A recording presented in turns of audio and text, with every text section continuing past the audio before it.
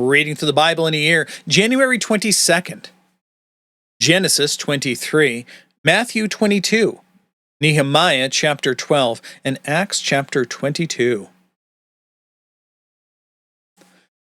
Sarah lived 127 years. These were the years of the life of Sarah. Sarah died at Kiriath Arba, that is, Hebron, in the land of Canaan. And Abraham went in to mourn for Sarah and to weep for her. And Abraham rose up from before his dead and said to the Hittites, I am a sojourner and a foreigner among you. Give me property among you for a burying place, that I may bury my dead out of my sight. The Hittites answered Abraham, Hear us, my lord. You are a prince of God among us. Bury your dead in the choicest of our tombs. None of us will withhold from you his tomb to hinder you from burying your dead. Abraham rose and bowed to the Hittites, the people of the land. And he said to them, If you are willing that I should bury my dead out of my sight, hear me and entreat for me Ephron the son of Zohar, that he may give the cave of Machpelah, which he owns. It is at the end of his field.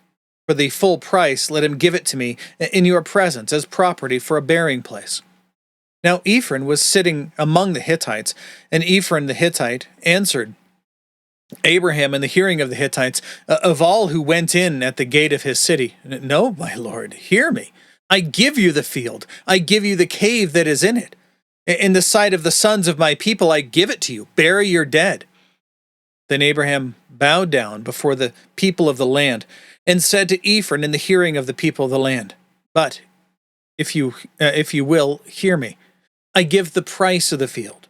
Accept it from me, that I may bury my dead there. Ephron answered Abraham, My lord, listen to me. A piece of land worth 400 shekels of silver. What is that between you and me? Bury your dead. Abraham listened to Ephron. And Abraham weighed out for Ephron the silver that he had named in the hearing of the Hittites, 400 shekels of silver, according to the weights current among the merchants. So the field of Ephron in Machpelah, which was to the east of Mamre, the field with the cave that was in it, and all the trees that were in the field, throughout its whole area, was made over to Abraham as a possession in the presence of the Hittites, before all who went in at the gate of his city. After this, Abraham buried Sarah his wife in the cave of the field of Machpelah east of Mamre, that is Hebron, in the land of Canaan. The field and the cave that is in it were made over to Abraham as property for a burying place by the Hittites. That is all of the notes to here. Move on now to Matthew 22. And again, Jesus spoke to them in parables, saying, The kingdom of heaven may be compared to a king who gave a wedding feast for his son, and sent his servants to call those who were invited to the wedding feast, but they would not come. Again, he sent other servants, saying, Tell those who are invited, See, I have prepared my dinner, my oxen and my fat calves have been slaughtered, and everything is ready.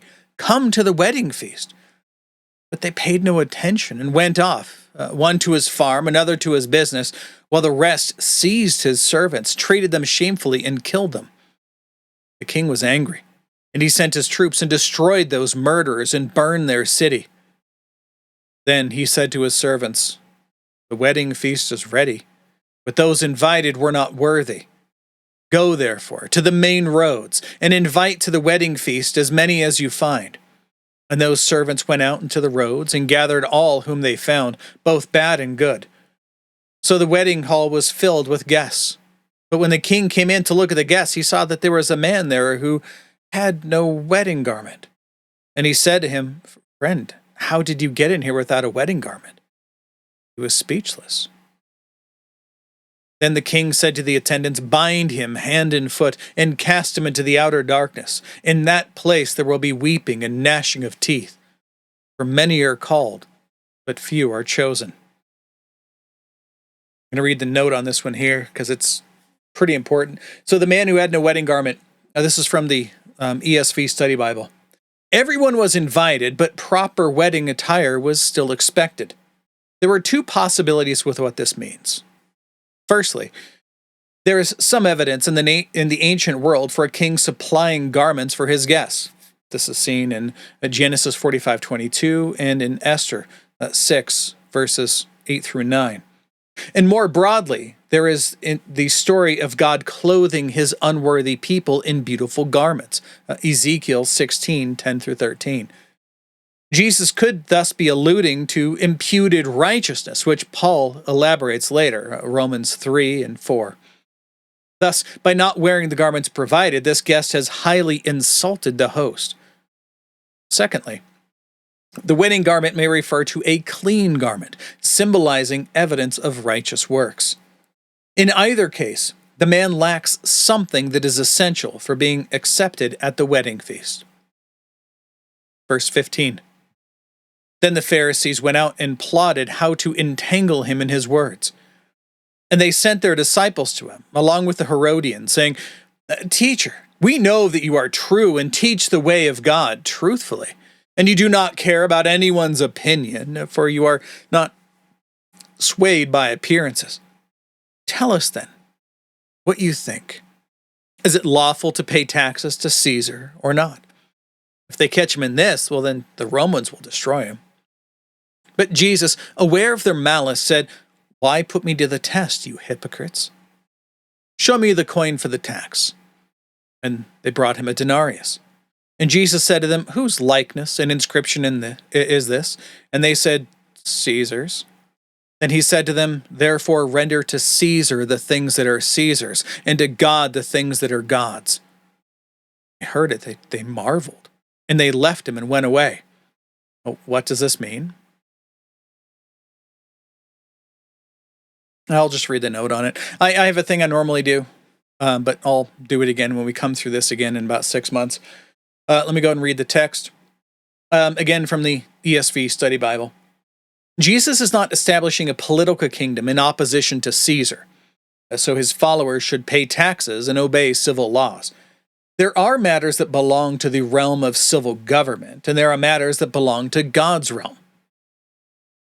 But Jesus does not here specify which matters belong in which realm. But many Christian ethicists today teach that, in general, civil government should allow freedom in matters of religious doctrine, worship, and beliefs about God. And the church should not attempt to use the power of government to enforce allegiance to any specific religious viewpoint. All forms of the Christian church throughout the world today support some kind of separation between matters of church and matters of state. By contrast, totalitarian governments usually try to suppress the church and subsume everything under the realm of the state. And some extreme Islamic movements have tried to abolish independent civil government and subsume everything under the control of the Islamic religious leaders. Historically, when the church and state have become too closely aligned, the result, most often, has been the compromise of the church. That's not really where I wanted to go. My point is this. If you remember when we read through the very beginning in Genesis, whose image are we made in? We're made in God's image. The point being made is, give to Caesar the things that belong to him, and give to God the things that belong to him, those that bear his image and likeness, so that we should give ourselves fully to the service of God. ESV Study Bible went on a weird place here. That's why I put up 2 sets of notes, and that's why I also say this, but let's continue on. Verse 23. The same day, Sadducees came to him, who say that there is no resurrection. More than that, not just about the resurrection, they say that there's no angels, there's no miracles, none of those things exist. They believe that when you die, it's like the atheist believes. It's lights out and that's it. That's why they are sad, you see. And they asked him a question, saying, Teacher, Moses said, if a man dies having no children, his brother must marry the widow and raise up offspring for his brother. This is the kinsman redeemer. Now, there were 7 brothers among us, and the first married and died. Having no offspring, left his wife to his brother. So too the second and the third, down to the 7th. After them all, the woman died. In the resurrection, therefore, of the 7, whose wife will she be? For they all had her. This must have been their go-to thing, aha, this proves that this isn't real, or this is no one can figure this out, so therefore this is the ultimate, this is the way to get back at those people who believe in a resurrection. Jesus answered them, "You are wrong, because you know neither the Scriptures nor the power of God. For in the resurrection they neither marry nor are given in marriage, but are like angels in heaven. And as for the resurrection of the dead, have you not read what was said to you by God?" Again, that have you not read? He knows that they know it well. "I am the God of Abraham, and the God of Isaac, and the God of Jacob." He is not the God of the dead, but of the living. When the crowd heard it, they were astonished at his teaching. But when the Pharisees heard that he had silenced the Sadducees, they gathered together, and one of them, a lawyer, asked Jesus a question to test him. "Teacher, which is the great commandment in the law?" And he said to him, "You shall love the Lord your God with all your heart, with all your soul, and with all your mind. This is the great and first commandment. And the second is like it: you shall love your neighbor as yourself. On these 2 commandments depend all the law and the prophets." Now, while the Pharisees were gathered together, Jesus asked them a question, saying, "What do you think about the Christ? Whose son is he?" They said to him, "The son of David." It's like when you're in Sunday school as a child. Every answer is always Jesus. Speaking about the Mashiach, it's always the son of David. So Jesus said to them, "That how is it then that David, in the Spirit, calls him Lord, saying, 'The Lord said to my Lord, sit at my right hand until I put your enemies under your feet'? If David then calls him Lord, how is he his son?" And no one was able to answer him a word. Nor from that day did they dare to ask him any more questions. Now Nehemiah chapter 12.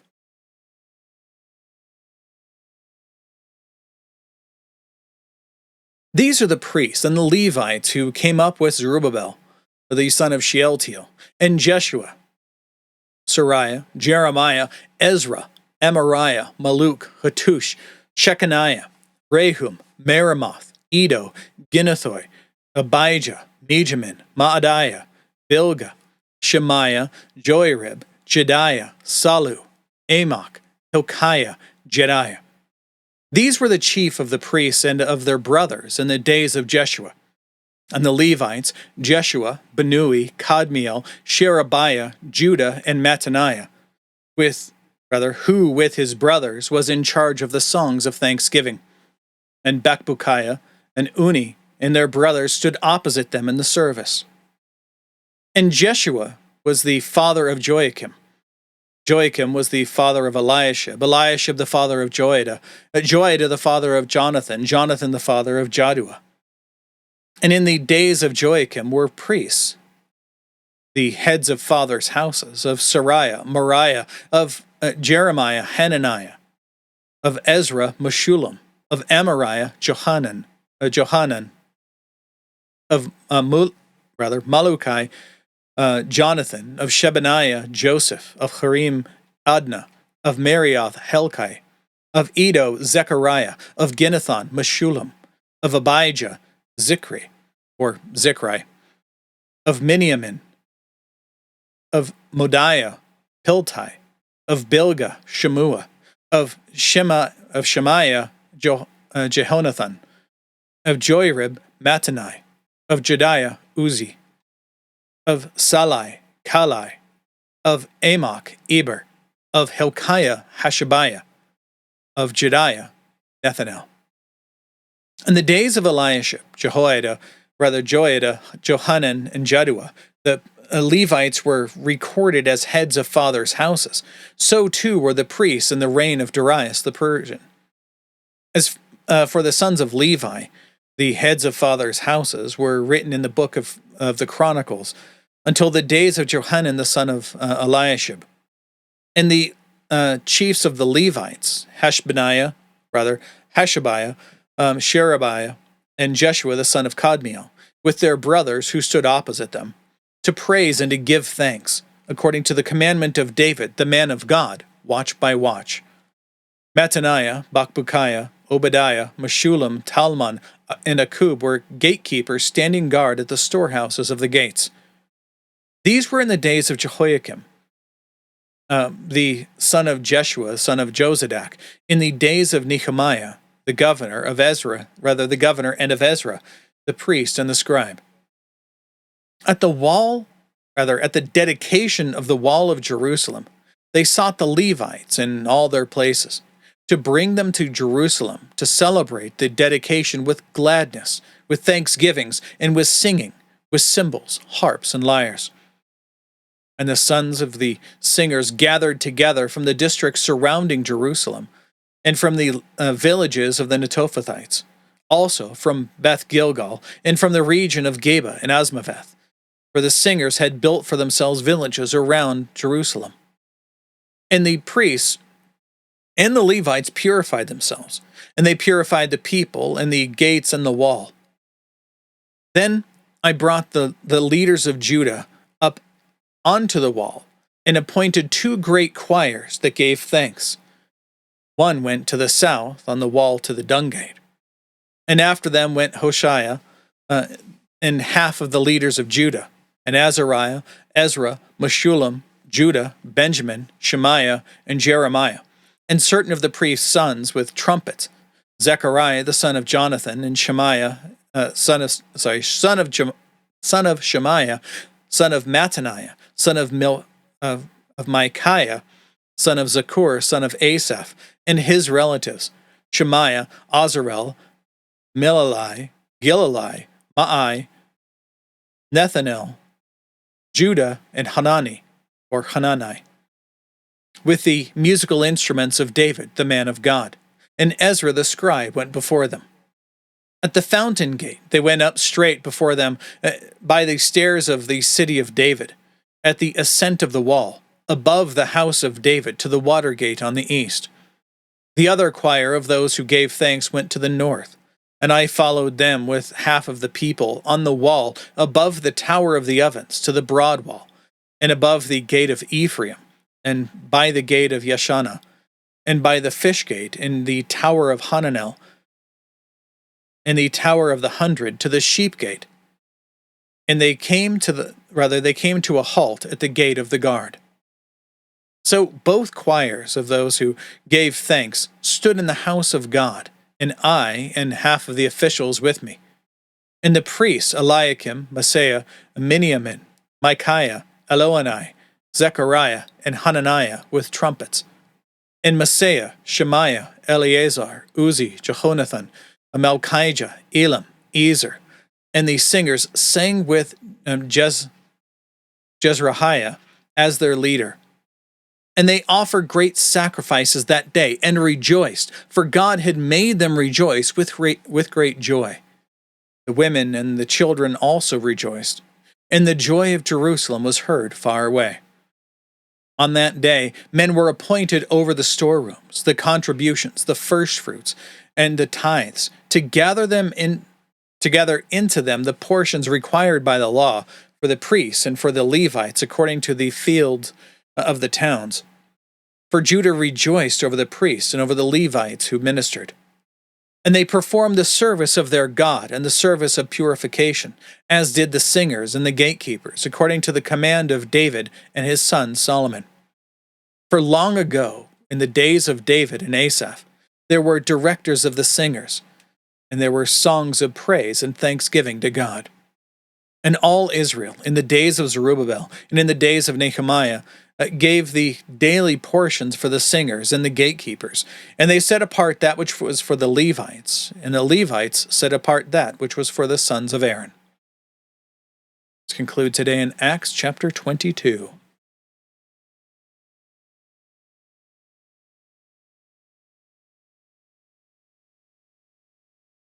Paul is now giving his defense. Brothers and fathers, hear the defense that I now make before you. And when they heard that he was addressing them in the Hebrew language, they became even more quiet.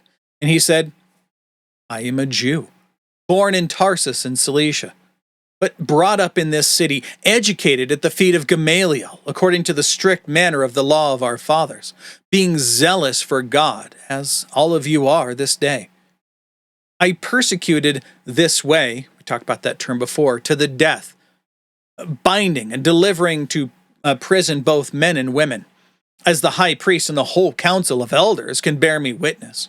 From them I received letters to the brothers, and I journeyed toward Damascus to take those who were there and bring them in bonds to Jerusalem to be punished. As I was on my way and drew near to Damascus, about noon, a great light from heaven suddenly shone around me, and I fell to the ground and heard a voice saying to me, Saul, Saul, why are you persecuting me? And I answered, Who are you, Lord? And he said to me, I am Jesus of Nazareth, whom you are persecuting. Now, those who were with me saw the light, but did not understand the voice of the one who was speaking to me.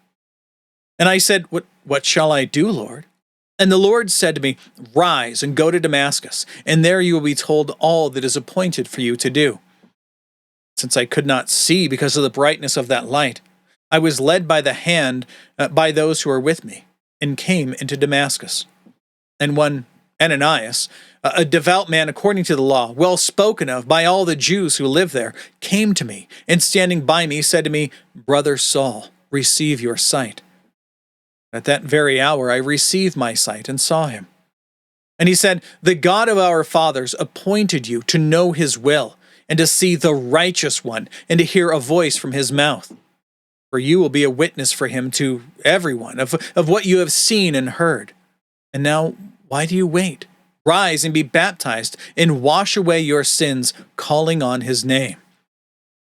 When I had returned to Jerusalem and was praying in the temple, I fell into a trance, and saw him saying to me, Make haste and get out of Jerusalem quickly, because they will not accept your testimony about me. And I said, Lord, they themselves know that in one synagogue after another I imprisoned and beat those who believed in you.